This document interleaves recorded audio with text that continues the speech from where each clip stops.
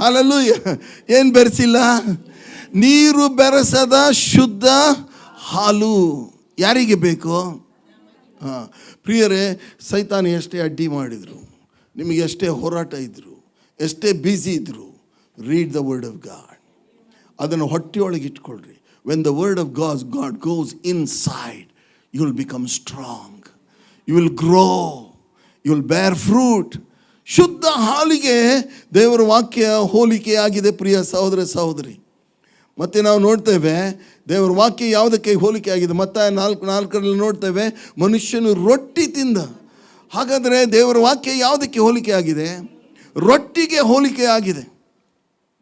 ನಾವು ಧರ್ಮೋಪದೇಶ ಕಾಂಡ 8:3 ನಾವು ನೋಡ್ತೇವೆ, ಅಲ್ಲಿ ಸಹ ಇದೇ ವಾಕ್ಯ ಹೇಳ್ತೇವೆ, ದೇವರ ವಾಕ್ಯ ಮನ್ನಕ್ಕೆ ಹೋಲಿಕೆಯಾಗಿದೆ. ಮೊದಲನೇದಾಗಿ ಹಾಲಿಗೆ ಹೋಲಿಕೆಯಾಗಿದೆ, ಎರಡನೇದಾಗಿ ರೊಟ್ಟಿಗೆ ಹೋಲಿಕೆಯಾಗಿದೆ, ಮೂರನೇದಾಗಿ ಮನ್ನಕ್ಕೆ ಹೋಲಿಕೆಯಾಗಿದೆ. ಇನ್ನೊಂದು ಕಡೆಗೆ ಪೌಲ ಏನು ಬರೀತಾ ನೋಡ್ರಿ, 1 ಕೊರಿಂಥ 3ನೇ ಅಧ್ಯಾಯ, 1 ಕೊರಿಂಥ 3ನೇ ಅಧ್ಯಾಯ, 1 ಕೊರಿಂಥ 3ನೇ ಅಧ್ಯಾಯ ಹಾಗೂ ಮೊದಲಿನ 2 ವಚನಗಳನ್ನು ಓದಿಕೊಳ್ಳೋಣ. ಓಕೆ. ಸಹೋದರರೇ, ನಾನಂತೂ ದೇವರ ಆತ್ಮನಿಂದ ನಡೆಸಿಕೊಳ್ಳುವವರಿಗೆ ತಕ್ಕಂತೆ ನಿಮ್ಮ ಸಂಗಡ ಮಾತಾಡಲಾರದೆ, ಪ್ರಾಪಂಚಿಕರು ಕ್ರಿಸ್ತನ ವಿಷಯದಲ್ಲಿ ಎಳೆಗೂಸುಗಳು. ಕ್ರಿಸ್ತನ ವಿಷಯದಲ್ಲಿ ನೀವೇನಾಗಿದ್ದೀರಿ? 20 ವರ್ಷ ಆದರೂ ಏನಾಗಿರ್ತೀರಿ ನೀವು?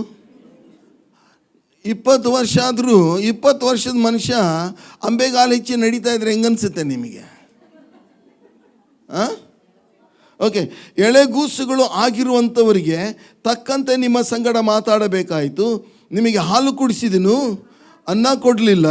ಅನ್ನ ತಿನ್ನೋದಕ್ಕೆ ನಿಮಗಿನ್ನೂ ಹಲ್ಲಿಲ್ಲ, ನಿಮಗೇನಿಲ್ಲ? ಶಕ್ತಿ ಇಲ್ಲ. ಈಗಲಾದರೂ ಶಕ್ತಿ ಇಲ್ಲ. ಇದೇ ಮಾತನ್ನು ನಿಮ್ಮ ವಿಷಯದಲ್ಲಿ ಹೇಳ್ಬೋದಾ? ಪ್ರಿಯರೇ, ವಾಕ್ಯ ಓದುವವನು, ಅರಗಿಸಿಕೊಳ್ಳುವವನು, ಅದನ್ನು ತಿನ್ನುವವನು, he will not be same. He will not be same. ನಾನು ಸಣ್ಣವನಿರುವಾಗಿಂದ ನೋಡಿದ್ದು, 100 ಜನ ಚರ್ಚಿಗೆ ಬರ್ತಾರೆ, ಕಾಣಿಕೆ ಹಾಕ್ತಾರೆ, 4 ರಾಗ ಹಾಡ್ತಾರೆ. ಪ್ರಿಯ ಸಹೋದರ ಸಹೋದರಿ, ಅವ್ರ ಕೈಯಲ್ಲಿ ಬೈಬಲ್ ಇದೆ, ಅವರ ಹೊಟ್ಟೆಯೊಳಗೆ ದೇವರ ವಾಕ್ಯ ಏನೂ ಇಲ್ಲ. ಅದಕ್ಕೆ ಅವರು ಜೀವನದಲ್ಲಿ ಮೇಲೆ ಬರಲಿಲ್ಲ, ಅವರು ಉದ್ಧಾರ ಆಗಲಿಲ್ಲ. ಉದ್ಧಾರ ಆಗಬೇಕಾದ್ರೆ ಇದನ್ನು ಕೇಳಬೇಕು, ಕೈಕೊಂಡು ನಡಿಬೇಕು, ಅರಿಕೆ ಮಾಡಬೇಕು. ಆಗ ಜೀವನದಲ್ಲಿ ಸಂಪೂರ್ಣವಾದಂಥ ಬದಲಾವಣೆ ಉಂಟಾಗ್ತದೆ. ಅಷ್ಟು ಮಾತ್ರವಲ್ಲ, ನೋಡ್ರಿ, ಎಷ್ಟು ಜನರಿಗೆ ಸ್ವೀಟ್ ಇಷ್ಟ? ಎಲ್ರದ್ದು ಬಿಡ್ರಿ, ನೀವು ಕೈ ಎತ್ತಿ ತೋರಿಸಿ ಎಷ್ಟು ಜನರಿಗೆ ಇಷ್ಟ. ಯಾರ್ಯಾರಿಗೆ ಸ್ವೀಟ್ ಇಷ್ಟನೋ ನೀವೆಲ್ಲ ದೇವರ ವಾಕ್ಯ ಓದ್ರಿ. ಯಾಕಂದರೆ ನಿನ್ನ ವಾಕ್ಯವು ಜೇನಿಗಿಂತಲೂ ಸಿಹಿಯಾಗಿದೆ. ಹಲ್ಲೆಲೂಯಾ. ಏನಂದರೆ ಕೀರ್ತನೆ 19:10 ನಾವು ನೋಡ್ತೇವೆ, ಅವು ಜೇನಿಗಿಂತಲೂ ಶೋಧಿಸಿದ ಜೇನು ತುಪ್ಪಕ್ಕಿಂತಲೂ ಸಿಹಿಯಾಗಿವೆ.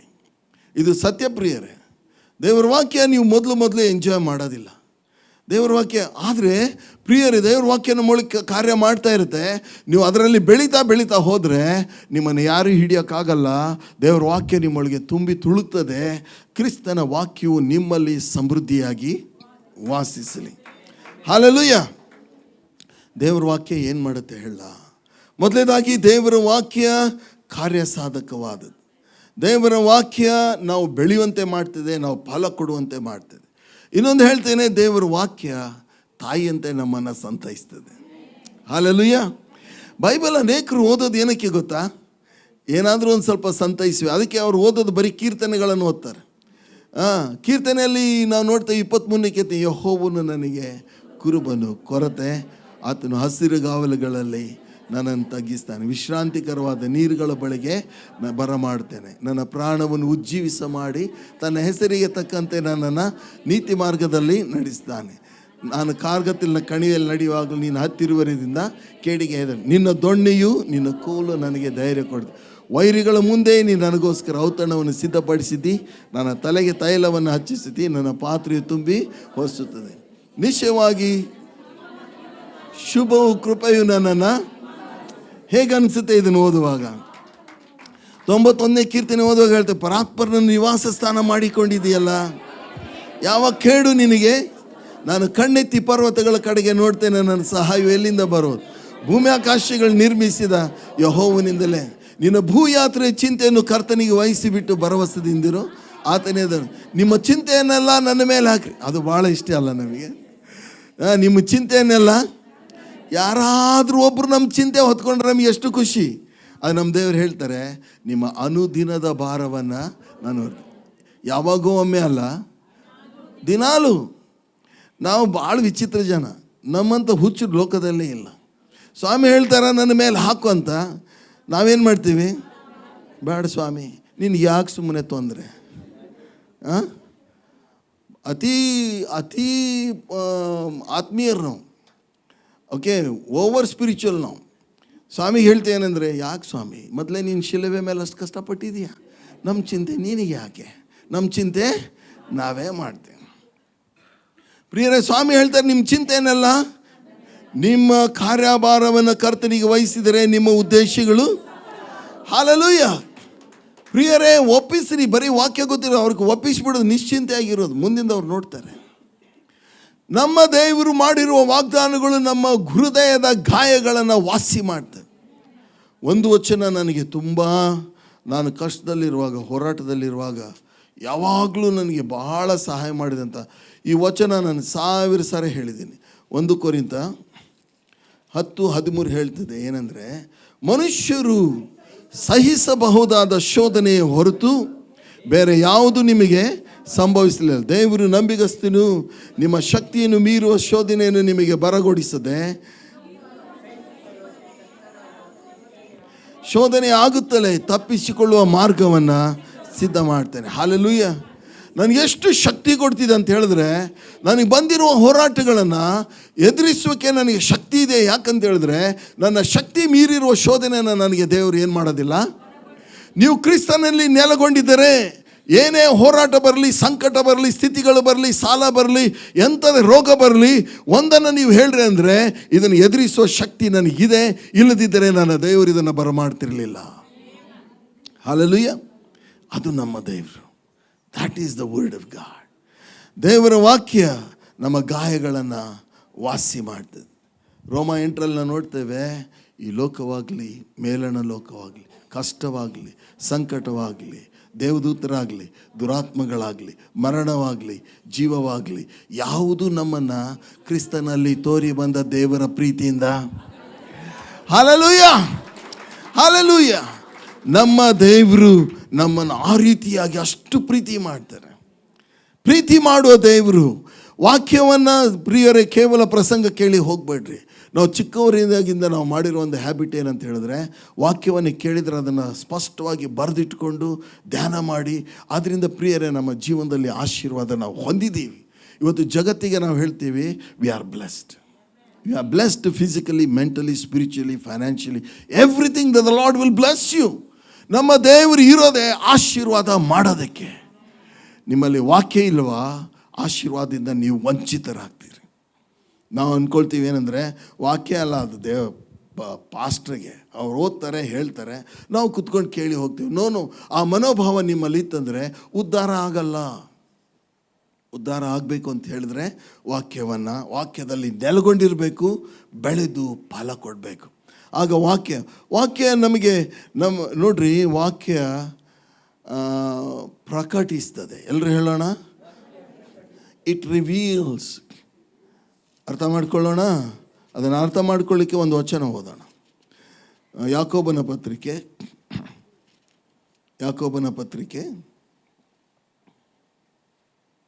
1ನೇ ಅಧ್ಯಾಯ ಹಾಗೂ 22ನೇ ವಚನ.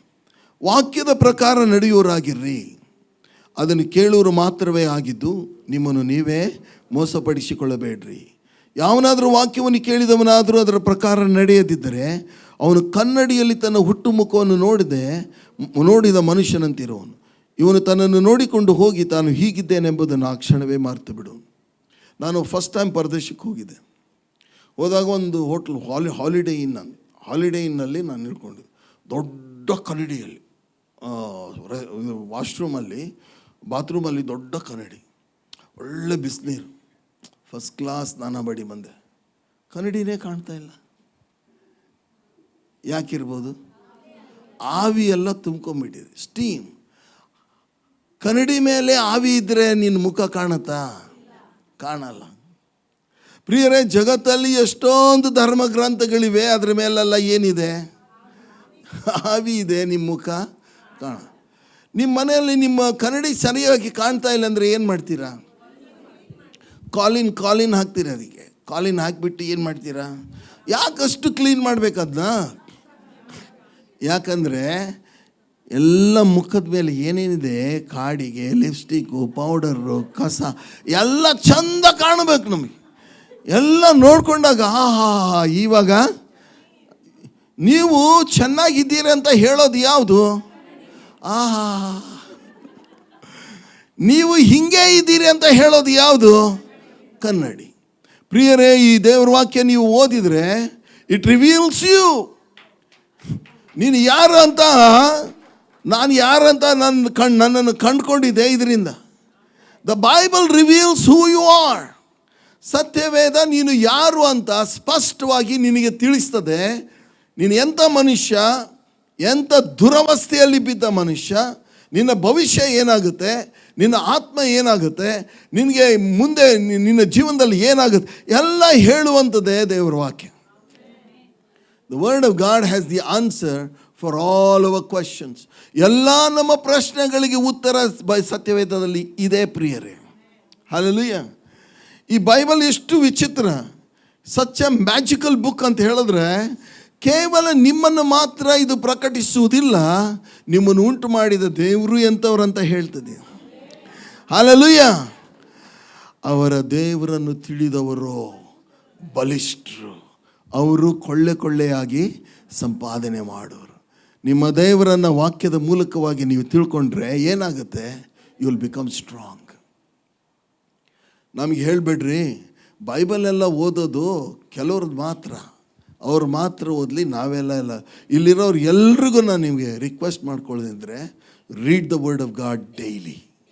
ಪ್ರತಿದಿನ ಸ್ವಲ್ಪ ನಮ್ಮ ಜೀವನದಲ್ಲಿ ಡಿಸಿಪ್ಲಿನ್ ಅನ್ನೋದು ಬೇಕು.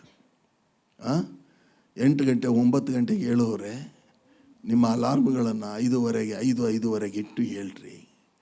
ನಿದ್ದೆ ಕಡಿಮೆ ಮಾಡಿ. ಓಕೆ, ಯಾಕೆಂತ ಹೇಳಿದ್ರೆ ಬಹಳ ನಿದ್ದೆಯಲ್ಲಿ ಸೋಮಾರಿಗೆ ಏನು ಹೇಳ್ತೆ ಅಂದರೆ,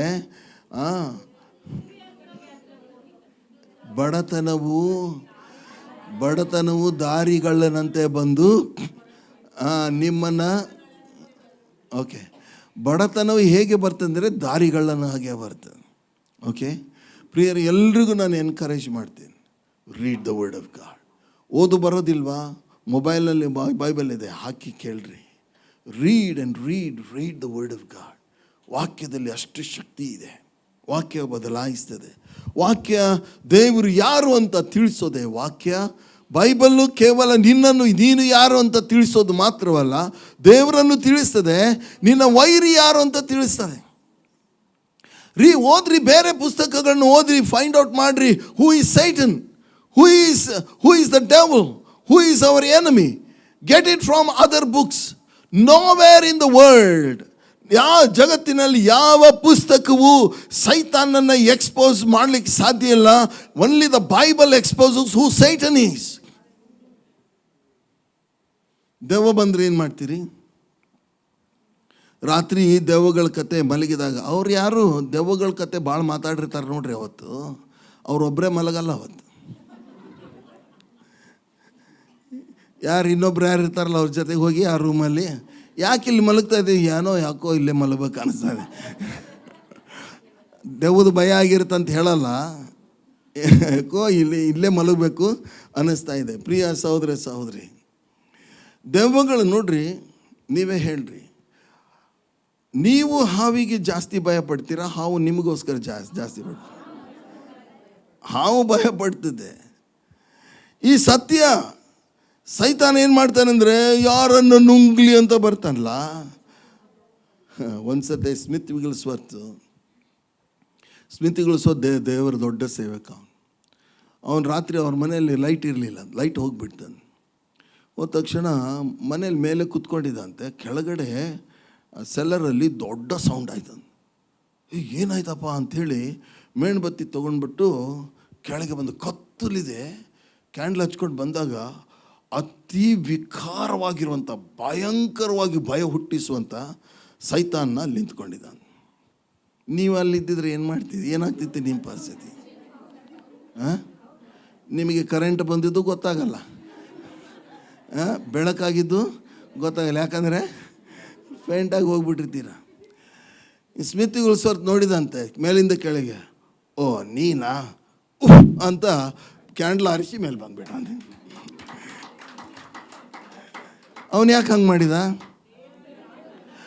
ಲವ್, ನೀನು ಯಾವನು? ನನ್ನ ಕಾಲು ಕೆಳಗಿರೋನು, ನೀನು ಎಲ್ಲಿರೋನು? ಅದು ಅವನಿಗೆ ಹೆಂಗೆ ಗೊತ್ತಾಯ್ತು? ಎಲ್ಲಿಂದ ಗೊತ್ತಾಯ್ತು? Give a big hand to the Lord. Hallelujah. ಸೈತಾನ ಯಾರು, ಅವನ ಶಕ್ತಿ ಏನು, ಅವನ ಜೊತೆ ಹೇಗೆ ನಡ್ಕೊಳ್ಬೇಕು, ಅವನನ್ನು ಹೇಗೆ ಓಡಿಸಬೇಕು, ಯಾವ ಪುಸ್ತಕ ಜಗತ್ತಿನಲ್ಲಿ ಹೇಳುವುದಿಲ್ಲ except the word of God. Hallelujah. Give a big hand to the Lord. ಇಡೀ ಲೋಕವನ್ನು ಅಲ್ಲ ಕಲ್ಲೋಲ ಮಾಡಿದ ಸೈತಾನನ್ನು ನಡಗಿಸುವ ಶಕ್ತಿ ದೇವರು ನಿಮಗೆ ಕೊಟ್ಟಿದ್ದಾರೆ. ಹಲ್ಲೆಲೂಯಾ. 12 ಮಂದಿ ಶಿಷ್ಯರನ್ನು ಒಟ್ಟಿಗೆ ಕರೆದು ಅವರಿಗೆ ಎಂಥ ದೇವ? ಎಲ್ಲ ದೇವಗಳನ್ನು ಬಿಡಿಸುವ ಅಧಿಕಾರ, ಶಕ್ತಿ ಕೊಟ್ಟು ಅಂದ್ಗಳು. ಸೈತಾನನ್ನು ಎದುರಿಸ್ರಿ, ಆಗತ್ತೆ ನಿಮ್ಮನ್ನು ಬಿಟ್ಟು ಓಡು. ಸೈತಾನಿಗೆ ಅವಕಾಶ ಕೊಡಬಾರ್ದು. ಸೈತಾನನ ತಂತ್ರೋಪಾಯಗಳನ್ನು ನೀವು ಅರಿಯದವರಲ್ಲವಲ್ಲ. ಹಲ್ಲೆಲೂಯಾ. ಮನೆಯಲ್ಲಿ ಹೆಂಡತಿ ಜೊತೆ ಜಗಳ ಆಗಿರುತ್ತೆ. ಪಾಸ್ಟ್ರ್ ಮನೆಗೆ ಹೋದಾಗ, ಪಾಸ್ಟ್ರ್ ಸಾಕಾಯ್ತು ರೀ ಅವಳಿಂದ, ಸಾಯಿಸ್ಬಿಡು, ಏನು ಸಿಟ್ಟು. ಅವಳಲ್ಲಪ್ಪ ಪ್ರಾಬ್ಲಮ್ ಇರೋದು. ಅಲ್ಲಿ ಮೇಲೆ ಆರಾಮ ಅವನ ಕಾಲ ಮೇಲೆ ಕಾಲು ಹಾಕ್ಕೊಂಡು ಈಸಿ ಚೇರ್ ಮೇಲೆ ಕೂತಿರ್ತಾನೆ. ಯಾರು ಅವನು? ಸೈತಾನ್ ಬಂದಿಸ್ರಿ, ಅವಳು ಸರಿ ಆಗ್ತಾಳೆ, ನೀನು ಸರಿ ಆಗ್ತೀಯ. ಹಲ್ಲೆಲೂಯಾ. ಯಾವಾಗ ದೆವ್ವ ಹೋಗುತ್ತೋ ಮನೆ ಸರಿ ಆಗುತ್ತೆ, ನೆಟ್ಟಗಾಗುತ್ತೆ. ಹಲ್ಲೆಲೂಯಾ. ಪ್ರಿಯ ಸಹೋದರಿ, ಯಾರೋ ಒಬ್ರು ಹೇಳಿದರು, ನಮ್ಮ ಯಜಮಾನರು ನಮ್ಗೆ ಭಾಳ ತೊಂದರೆ ಕೊಡ್ತಾ ಇದ್ದಾರೆ, ನಮ್ಮ ಓನರ್ ನಮಗೆ ಭಾಳ ತೊಂದರೆ ಅವ್ರಿಗೆ ನಾನು ಹೇಳಿದ್ದಿಷ್ಟೇ, ಅವ್ರ ಮೈಯಾಗಿನ ದೆವ್ವ ಬಿಡಿಸಿ. ಹೋಗಿ ಅವ್ರ ಮುಖದ ಮೇಲೆ ಅಲ್ಲ ಹೇಳೋದು, ನಿಮ್ಮ ರೂಮಲ್ಲಿ ನಿಮ್ಮ ಪ್ರೇಯರ್ ಮಾಡುವಾಗ ಅವರಲ್ಲಿ ಕೆಲಸ ಮಾಡೋ ಎಲ್ಲ ದೆವ್ವವೇ ನೀವು ಮಾಡೋವ್ರೆ, ಪಾಸ್ಟ್ರಿ ಹೇಳಾರಂತೆ ಎಲ್ಲ ದೆವ್ವವೇ. ಅವ್ರು ಔಟ್ ಆಗಲ್ಲ, ನೀವೇ ಔಟ್ ಆಗ್ತೀರ.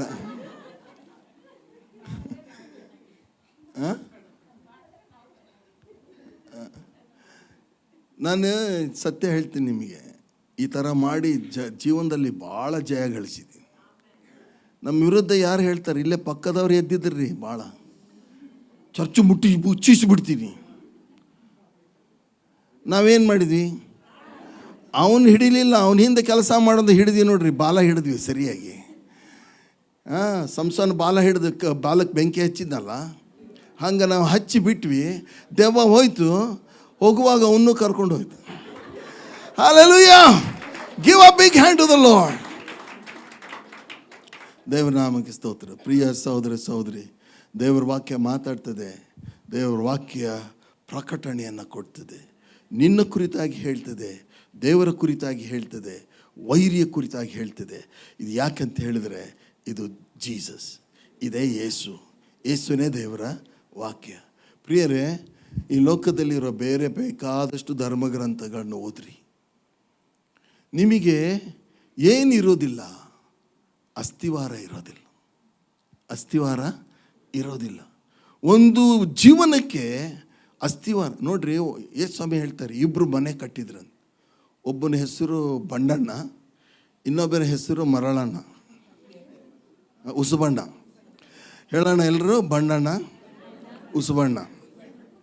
ಯಾರು ಬೇಗ ಕಟ್ಟಿರ್ಬೋದು ಮನೆ? ಉಸುಬು ಹಿಂಗೆ ಎಳೆದ್ಬಿಟ್ಟು ಹಾಕಿ ಬೇಗ ಕಟ್ಟಿ, ಪಾಸ್ಟರ್ ನವೀನ್ ಕರೆದು ರಿಬ್ಬನ್ ಕಟ್ ಮಾಡಿ ಒಂದು ಬಿರಿಯಾನಿ ಹಾಕಿ, ಆಹಾ ಏನು ಮ್ಯೂಸಿಕ್ಕು, ಏನು ಕಲರು ಎಲ್ಲ ಆಯ್ತು. ಎಲ್ಲಿ ಮಠ? ಮಳೆ ಬರೋವರೆಗೆ. ಒಮ್ಮೆ ಮಳೆ ಬಂತು, ಆಮೇಲೆ ಪಾಸ್ಟರ್ ನವೀನ್ ಹುಡುಕಿದ್ರು, ಪಾಸ್ಟರ್ ನವೀನ್ ಬೇರೆ ದೇಶಕ್ಕೆ ಹೋಗ್ಬಿಟ್ಟಾರೆ. ಅಲ್ಲೆಲ್ಲ ಮನೆ ಏನಾಯಿತು? ಬಿದ್ದೋಯ್ತು. ಈ ಬಂಡೆ ಮೇಲೆ ಮನೆ ಕಟ್ಟೋನು. ಪ್ರಿಯ ಸಹೋದರ ಸಹೋದರಿ, ಈ ವಾಕ್ಯವನ್ನು ನೀವು ಓದ್ರಿ, ನಿಮ್ಮ ಜೀವನಕ್ಕೆ ಎಂಥ ಅಸ್ತಿವಾರ ಇರುತ್ತೆ. ಹೋರಾಟ ಬರುತ್ತೆ, ಸಂಕಟ ಬರುತ್ತೆ, ಮಳೆ ಬರುತ್ತೆ, ಗಾಳಿ ಬೀಸುತ್ತೆ, ಏನೇ ಆದರೂ ಸಹ ನಿನ್ನ ಮನೆ ಸ್ಥಿರವಾಗಿ ಇರ್ತದೆ. Hallelujah. That is a power. ಸ್ವಾಮಿ ಹೇಳ್ತಾರೆ, ಆದದರಿಂದ ಈ ನನ್ನ ಮಾತುಗಳನ್ನು ಕೇಳಿ ಅವುಗಳನ್ನು ಕೈಕೊಂಡು ನಡೆಯುವವನು ಬಂಡೆಯ ಮೇಲೆ ಮನೆಯನ್ನು ಕಟ್ಟಿಕೊಂಡ ಬುದ್ಧಿಯುಳ್ಳ ಮನುಷ್ಯನು. Hallelujah. You are a wise man. How to become a wise man? By reading the word, obeying the word of God. You will become a wise man. ಅರೆ ಯಾರೇನಾದರೂ ಹೇಳ್ಕೊಳ್ಳಿರಿ, ನಾವು ಆಕ್ಸ್ಫರ್ಡಿಗೆ ಹೋಗಿಲ್ಲ, ನಾವು ಕೇಂಬ್ರಿಡ್ಜಿಗೆ ಹೋಗಿಲ್ಲ, but we are wise people because we know how to live. ಜೀವನ ಹೇಗೆ ಮಾಡಬೇಕಂತ ನಾವು ಕಲ್ತಿದ್ದೀವಿ. ಯಾಕಂದರೆ ಕಲಿಸಿದವರೇ ಯೇಸು ತನ್ನ ವಾಕ್ಯದ ಮೂಲಕವಾಗಿ ಕಲಿಸಿದರು. ಹಲ್ಲೆಲೂಯ. ನಾನು ಯಾವಾಗಲೂ ಹೇಳಿದ್ನಲ್ಲ, ನಮ್ಮ ಅಂಗಡಿಗೆ ಒಬ್ಬ ಪ್ರೊಫೆಸರ್ ಬರ್ತಾಯಿದ್ದ. ಆ ಪ್ರೊಫೆಸರ್ ಎಷ್ಟು ಕಲ್ತಿದ್ದಾನೆ ಅಂತ ಹೇಳಿದ್ರೆ, ನಾನೇ ಟೈಪ್ ಮಾಡೋದು ಅವ್ರ ಲೆಟ್ರು. ಅವ್ರ ಹೆಸರು ಹೊಡೆದು ಪೂರ್ತಿ ಹೋಗೋದವರು. ಲಂಡನ್ನು, ಅಮೇರಿಕಾ, ಎಲ್ಲೆಲ್ಲೋ ಏನೇನೋ ಕಲ್ತಿದ್ದಾರೆ. ಅವ್ರು ಅನ್ನಕ್ಕೂ ಬರಲ್ಲ ನನಗೆ. ಅಷ್ಟೊಂದು ಕಳೆದು ಮತ್ತೆ ಕೆಳಗೆ ಅರ್ಧ ಲೈನ್ ಆದಮೇಲೆ ಕ್ಲೋಸ್ ಆಗೋದು. ಅಷ್ಟೊಂದು ಕಲ್ತಿದ್ದಾನೆ ಅಪ್ಪ.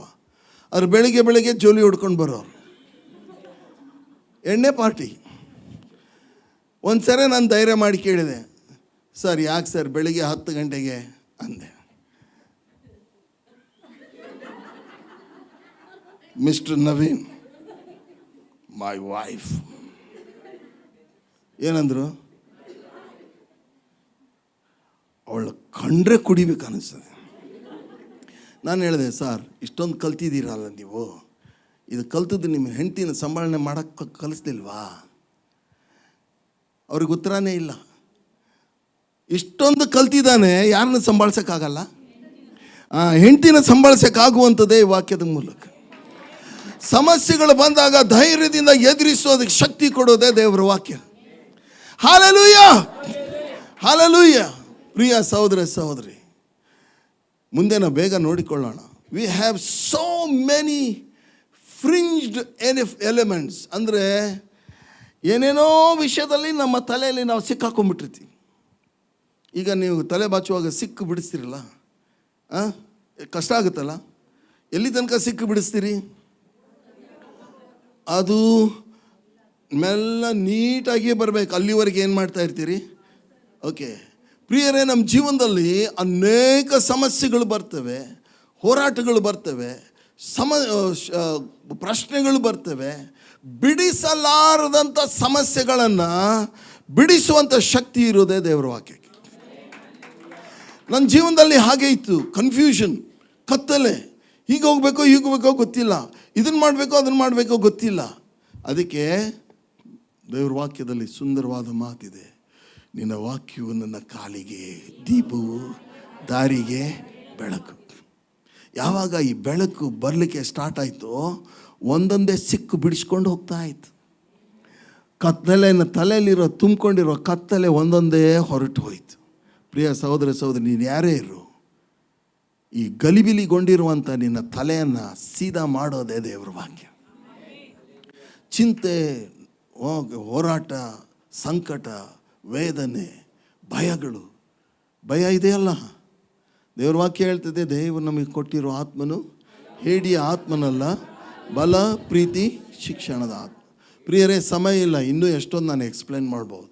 ಆದರೆ ಅದೇ 119ನೇ ಕೀರ್ತನೆ 105ನೇ ವಚನ ಹೇಳ್ತಿದ್ದೀನಿ, ನಿನ್ನ ವಾಕ್ಯವು ನನ್ನ ಕಾಲಿಗೆ ದೀಪವು, ದಾರಿ. ನಮ್ಮ ಜೀವನಕ್ಕೆ ಇರುವ GPS ದೇವರ ವಾಕ್ಯ. ನಮ್ಮ ಜೀವನದ GPS ದೇವರ ವಾಕ್ಯ. ಒಂದು ಸರಿ GPS ಹಾಕಿದ್ವಿ ರೀ ನಾವು ದಾವಣಗೆರೆಗೆ ಹೋಗಬೇಕಾದ್ರೆ. ನಾನು ನನ್ನ ಹೆಂಡತಿ ಕೂತಿದ್ದೀವಿ. ಅದು ಹೇಳ್ದಂಗೆ ಹೋದೆ. ಸಡನ್ನಾಗಿ ಬ್ರೇಕ್ ಹಾಕಿದೆ, ಇಲ್ಲದ್ರೆ ಎಲ್ಲೋ ಹೋಗಿ ಬೀಳ್ತಿದೆ. ಅದ್ರ ಮುಂದೆ ರಸ್ತೆನೇ ಇಲ್ಲ. ಈ GPS ತೋರಿಸ್ತಾ ಇದೆ. ಮತ್ತೇನು ಹೇಳ್ತಿದೆ, ಹಾಗೆ ಮುಂದೆ ಹೋಗನ್ನುತ್ತೆ. ನಾನು ಇಳಿದು ನೋಡಿದೆ, ನೋಡ್ಬಾ, ಎದ್ದು ಬಂದು ನೋಡಲ್ಲಿ ಏನು ರಸ್ತೆನೇ ಇಲ್ಲ, ತಗ್ಗೈತಿ, ಇಲ್ಲಿ ಹೊತ್ಕೊಂಡು ಬೀಳ್ಬೇಕು ನಾವು ಅಂತೇಳಿ ರೀ. ಅದು ಹೇಳ್ತೈತಿ, ನಾನು ಹೇಳಿ ಹೋಗಿ ಹೊತ್ಕೊಂಡು ಬೀಳ್ತೀವಿ ನಾವು ಅಂತ. ಮತ್ತು ಮೆಲ್ಲಂಗೆ ರಿವರ್ಸ್ ಮಾಡ್ಕೊಂಬಂದು. ಈ GPS ಫೇಲ್ ಆಗುತ್ತೆ, ಆದರೆ ಪ್ರಿಯರೇ, ಈ GPS ಫೇಲ್ ಆಗಲ್ಲ. ಆಚೆ ದಡ ಮುಟ್ಸೋದೇ ಈ GPS. ಅವ್ರು ಹೇಳಿದ್ರು ಆಚೆ ದಡಕ್ಕೆ ಹೋಗೋಣ ಅಂತ ಹೇಳವ್ರೆ, ಆಚೆ ದಡಕ್ಕೆ ಯಶಸ್ವಿಯಾಗಿ ಹೋಗ್ತಾರೆ. ಗಾಳಿ ಬೀಸ್ತದೆ, ಮಳೆ ಬರ್ತದೆ, ದೋಣಿ ಅಳ್ಳಾಡ್ತದೆ. ದೋಣಿ ಸೀದಾನಾದ್ರೂ ಹೋಗ್ಲಿ ಉಲ್ಟಾನಾದ್ರೂ ಹೋಗ್ಲಿ, ಆಚೆ ದಡಕ್ಕೆ ಹೋಗೋದು ಮಾತ್ರ guarantee. Hallelujah, give a big hand to the Lord. ಪ್ರಿಯರೇ, ಇವತ್ತು ತಿರುಗೊಮ್ಮ ಹೇಳ್ತೇನೆ ಏನಂತ ಹೇಳಿದ್ರೆ, ಈ ವಾಕ್ಯಕ್ಕೆ ಬೆಲೆ ಕೊಡ್ರಿ. ವಾಕ್ಯವನ್ನು ಹಿಡ್ಕೊಂಡವನು ಯೇಸುವನ್ನು ಹಿಡ್ಕೊಂಡಿದ್ದಾನೆ. ವಾಕ್ಯದಲ್ಲಿ ನೆಲೆಗೊಂಡವನು ಕ್ರಿಸ್ತನಲ್ಲಿ ನೆಲೆಗೊಂಡಿದ್ದಾನೆ. ಕಡೆ ಮಾತು ಹೇಳಿಬಿಡ್ತೀನಿ. ಈ ವಾಕ್ಯ ಏನು ಮಾಡುತ್ತೆ ಅಂತ ಹೇಳಿದ್ರೆ, ದೇವರ ವಾಕ್ಯದಲ್ಲಿ ನಾವು ನೋಡ್ತೇವೆ, ಯೋಹಾನ್ ಬರೆಸುವಾರ್ತೆ, I got few seconds but ಅಷ್ಟರಲ್ಲೇ ನಾನು ಮುಗಿಸ್ಬೇಕು. ಯೋಹಾನ್ ಬರೆಸುವಾರ್ತೆ 17ನೇ ಅಧ್ಯಾಯ, ಅದಕ್ಕಿಂತ ಮುಂಚೆ 15ರಲ್ಲಿ ಆ ಮಾತಿದೆ ಕಾಣುತ್ತೆ.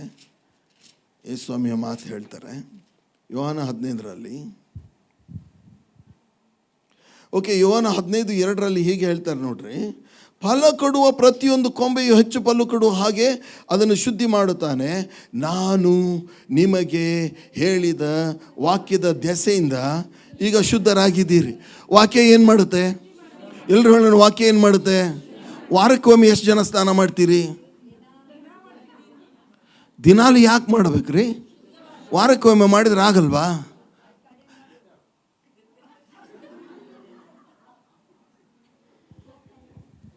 ಓಕೆ, ದಿನಾಲು ಯಾಕೆ ಅಂತ ಹೇಳಿದ್ರೆ ನಾವು ಶುದ್ಧರಾಗಿರ್ಬೇಕು.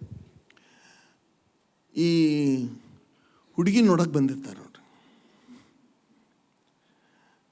ಹುಡುಗಿ ಕಾಲೇಜಿಂದ ಹೋಗ್ಬೇಕಾದ್ರೆ ಪ್ಯಾಂಟ್ ಶರ್ಟ್ ಹಾಕ್ಕೊಂಡು ಹೋಗಿರ್ತಾಳೆ. ಹುಡುಗ ನೋಡೋಕೆ ಬಂದಾಗ ಅದೇ ಪ್ಯಾಂಟ್ ಶರ್ಟಲ್ಲಿ ಬರ್ತಾಳ? ಹೆಂಗೆ ಬರ್ತಾಳ? ಆಹಾ, ಅವತ್ತು ಕೆಲವು ನೋಡಿದವರು ಇವಳೇನಾ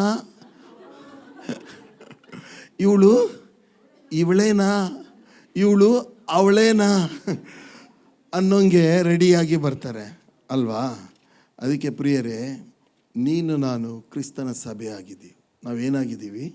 ಕ್ರಿಸ್ತನ ಸಭೆಯಾಗಿದ್ದೀವಿ. ಯೇಸುಸ್ವಾಮಿ ನಮ್ಮನ್ನು ತಂದೆ ಬಳಿಗೆ ಕರ್ಕೊಂಡು ಹೋಗ್ತಾರೆ. ತಂದೆ ಬಳಿಗೆ ಕರ್ಕೊಂಡು ಹೋದಾಗ ನಮ್ಮನ್ನು ಆ ರೀತಿಯಾಗಿ ದೇವರು ತೋರಿಸೋದಿಲ್ಲ. ನಾವು ಶುದ್ಧ ಕನ್ನಿಕೆಯೋ ಎಂಬಂತೆ ನಮ್ಮನ್ನು ಅವ್ರ ಮುಂದೆ ಕರ್ಕೊಂಡೋಗಿ ನಿಲ್ಲಿಸ್ತಾರೆ. ಆ ವಚನ ಓದಿಕೊಂಡು ಮುಗಿಸೋಣ. ಎಫೆಸದವರಿಗೆ ಬರೆದ ಪತ್ರಿಕೆ 5ನೇ ಅಧ್ಯಾಯ 27ರಿಂದ. ಅದನ್ನು ಕಳಂಕ, ಸುಕ್ಕು ಮುಂತಾದದ್ದೊಂದು ಇಲ್ಲದ ಕನ್ನಿಕೆಯೋ ಎಂಬಂತೆ ಪರಿಶುದ್ಧವೂ ನಿರ್ದೋಷವೂ ಮಹಿಮೆಯುಳ್ಳದೂ ಆಗಿರುವ ಸಭೆಯನ್ನಾಗಿ ತನ್ನೆದುರಿನಲ್ಲಿ ನಿಲ್ಲಿಸಿಕೊಳ್ಳಬೇಕೆಂದು. ಎದರಿಂದ? ವಾಕ್ಯವೆಂಬ ಜಲ ಸ್ನಾನದಿಂದ ನಮ್ಮನ್ನು ಏನು ಮಾಡ್ತಾರಂತೆ? ಶುದ್ಧಿ ಮಾಡ್ತಾರೆ. Hallelujah. The word of God cleanses you, cleanses your conscience, cleanses your heart. ಯಾವಾಗ ನೋಡ್ರಿ, ಶುದ್ಧಿ ಇರೋದ್ರಿಂದ ರೋಗಾಣುಗಳೇ ಬರೋದಿಲ್ಲ, ರೋಗನೂ ಬರೋದಿಲ್ಲ. ನಿಮ್ಮ ಆತ್ಮಕ್ಕೆ ರೋಗ ಬರುವುದಿಲ್ಲ ಯಾವಾಗ ವಾಕ್ಯವೆಂಬ ದೇವರ ಶಕ್ತಿ ನಿಮ್ಮನ್ನು ಶುದ್ಧಿ ಮಾಡ್ತದೆ. ಆವಾಗ ನಿಮಗೆ ರೋಗ ಬರುವುದಿಲ್ಲ. ಏನಂದರೆ ನಿಮ್ಮ ಆತ್ಮದಲ್ಲಿ ಆಂತರದಲ್ಲಿ ಹೊಸ ಬಲ ತರುವುದೇ ದೇವರ ವಾಕ್ಯ. ನಿಮ್ಮನ್ನು ದಿನಾಲೂ ಶುದ್ಧಿ ಮಾಡುವುದೇ ದೇವರ ವಾಕ್ಯ. ಹಲ್ಲೆಲೂಯಾ. ಹಾಗಾದರೆ ದೇವರ ವಾಕ್ಯ ಕಾರ್ಯ ಸಾಧಕವಾದ ದೇವರ ವಾಕ್ಯ ನೀವು ಬೆಳೆಯುವ ಹಾಗೆ ಮಾಡ್ತದೆ. ಅದು ಹಾಲು, ರೊಟ್ಟಿ, ಓಕೆ, ಮನ್ನ ಮತ್ತು ಮಾಂಸಕ್ಕೆ, ಜೇನುತುಪ್ಪಕ್ಕೆ ಹೋಲಿಕೆಯಾಗಿದೆ. ದೇವರ ವಾಕ್ಯ ನಮಗೆ ಪ್ರಕಟಿಸ್ತದೆ. ಹಲ್ಲೆಲೂಯಾ. ನಾನು ಯಾರಂತ ನನಗೆ ಪ್ರಕಟಿಸ್ತದೆ, ದೇವರು ಯಾರಂತ ಪ್ರಕಟಿಸ್ತದೆ. ದೇವರ ವಾಕ್ಯ ನಮ್ಮ ಗಾಯಗಳನ್ನು ವಾಸಿ ಮಾಡ್ತದೆ. ದೇವರ ವಾಕ್ಯ ನಮಗೆ ಅಸ್ಥಿವಾರ ಹಾಕ್ತದೆ. ದೇವರ ವಾಕ್ಯ ನಮ್ಮ ಎಲ್ಲ ಗಡುಚಾದ ಗಲಿಬಿಲಿಯಾದ ಸಮಸ್ಯೆಗಳಿಂದ ನಮ್ಮನ್ನು ಬಿಡುಗಡೆ ಮಾಡಿ, ನಮ್ಮ ಮನಸ್ಸುಗಳನ್ನು ಹಗುರು ಮಾಡಿ, ಬೆಳಕಿನಿಂದ ತುಂಬಿಸಿ ಸರಳವಾಗಿ ನಾವು ಮುಂದೆ ಸಾಗುವಂತೆ ಮಾಡುವುದೇ ದೇವರ ವಾಕ್ಯ. ದೇವರ ವಾಕ್ಯ ನಮ್ಮನ್ನು ಯಾವಾಗಲೂ ಶುದ್ಧಿ ಮಾಡ್ತದೆ. ದೇವರ ವಾಕ್ಯ ನಮ್ಮ ಜೀವಿತಕ್ಕೆ GPS ಆಗಿದೆ.